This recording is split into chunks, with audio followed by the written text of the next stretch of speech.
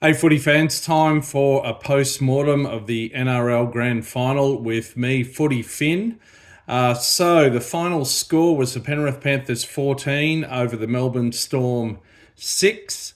A close game, won by the Panthers. Fair play to them. This is only the 10th time in history that the four-peat has been done. St George did it 8 times. South did it in the 1920s, and now the Panthers have done it. So there you go. So low-scoring match, tight match. Melbourne had a try to Harry Grant in the 23rd minute.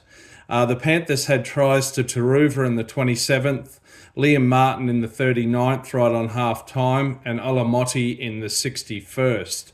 The Storm also had a try to Jack Howarth in the 49th minute, which was controversially overruled or disallowed by a combo of the on-field referee and the TMO. So, yeah, look, that was the critical talking point to come out of this match. Of course, coming into the match, Melbourne were on the wrong end of a judiciary call to ban Nelson Asofa-Solomona, and then last night they're on the wrong end of a TMO call to disallow what clearly was a try. It's a shame that has marred this grand final.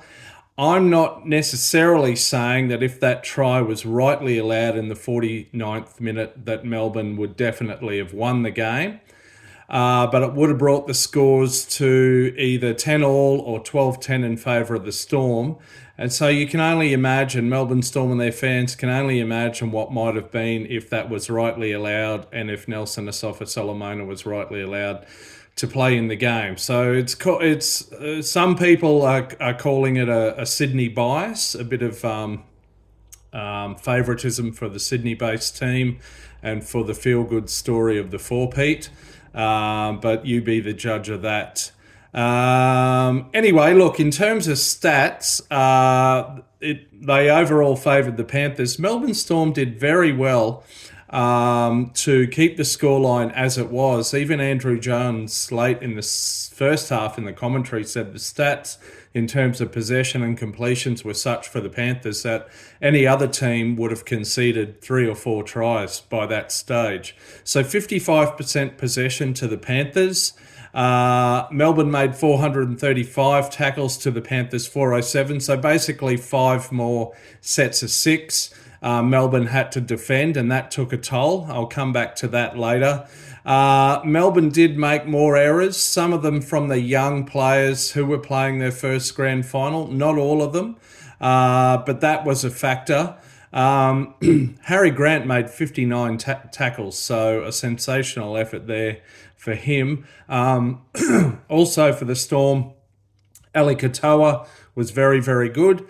And Sean Bloor out on the left edge fought bravely too, I thought. There was clearly a Panthers strategy to turn the ball back inside and run at Melbourne's middlemen, and that tired them out, and that seemed to be pretty effective. In terms of strategy, and I'll come back to that point, in terms of strategy, there's a couple of things on the Melbourne side from Craig Bellamy and his team that I didn't quite get. So knowing that Melbourne middles were getting targeted more in their defence and getting more tired, the forward subs were underutilised. So Tui Kamakamika started the match, but he went off after 18 minutes, didn't come back on the field. I would have thought his presence, particularly in the absence of Nelson, might have been good. I was assuming he'd be on in the final quarter of the game. Never came back on. Christian Welch, the only Melbourne forward with grand final experience, only got 20 minutes. And Lazarus Va'alepu, only 10 minutes towards the middle and late stages of the second half. So I didn't quite get that strategy. And then secondly, in terms of the Melbourne strategy, I didn't quite get the strategy around kicks. Now, all night, the Penrith Panthers' chase of the kicks was far more urgent. And that's what ultimately led to Liam Martin For example, Liam Martin and Tungor both hit Warbrick at the same time. Martin came with the ball, passed it on to Leota, onto Alamotti, who scored in the corner for the final try of the game. Contrast that with the Storm. They were kicking. They seemed to be kicking longer. And the chases just were not as urgent. The kick chases were not as urgent as the Panthers were. So often Panthers would receive the ball and have quite a bit of space and quite a bit of time to run up to the defensive line. Linked to that, Melbourne, I feel, didn't effectively exploit the clear height advantage and better aerial skills of the two Melbourne wingers, Coates and Warbrick. I only saw it happen once, and that was in the 49th minute. Coates tapped it back for Howarth for his try. That was later disallowed. I didn't see them use Warbrick all night. He would have been on Taruva. I would have thought Warbrick's very good in the air. He actually did play Aussie rules in New Zealand before switching to rugby union and then later league. They didn't exploit that, sadly. That's a shame.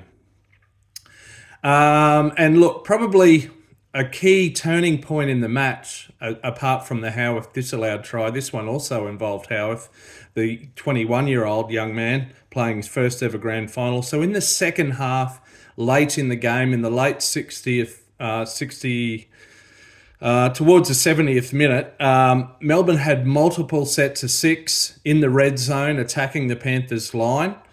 And that led ultimately to a fifth tackle play where in the 70th minute, Howarth, the Storm left centre, instead of, say, turning it inside to Coates or something else, did a bit of a step towards the sideline and then was carried into touch. That basically killed off that dominant period that Melbourne had.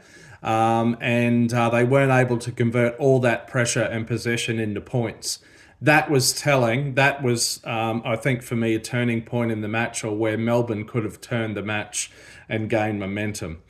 Anyway, it was still a contest, I would say, up until about the 77th minute or 78th minute, but by then the margin was 8 points and we knew the Storm had to score twice, and it was very unlikely from there. So anyway, Penrith come away with the goods. Jerome Luai's played his last ever game for the Panthers, as have James Fisher-Harris and Sunia Taruva. So be it. I'll leave you with a thought, though. Does the NRL have an issue? So Penrith have won 4 straight. A combination of 3 clubs have won the last 8 premierships. And the Tigers have finished bottom of the table for 3 consecutive seasons. So is there a bit of an issue here? I mean, the salary cap was brought about to avoid this kind of dominance by one team and this stagnation in terms of the table and the ladder. Is it actually working? It would seem maybe it's not achieving its desired effect anyway. But there you have it. That's it. Season 2024 over and done with in terms of the NRL. We look forward to the Pacific Championship in a couple of weeks. Feel for these young Melbourne players. Many of them young and inexperienced, losing their first ever grand final. It is like the Panthers were in 2020 when they lost to the Storm, by the way. Anyway, until next time, you can catch me out around on the left edge. See ya.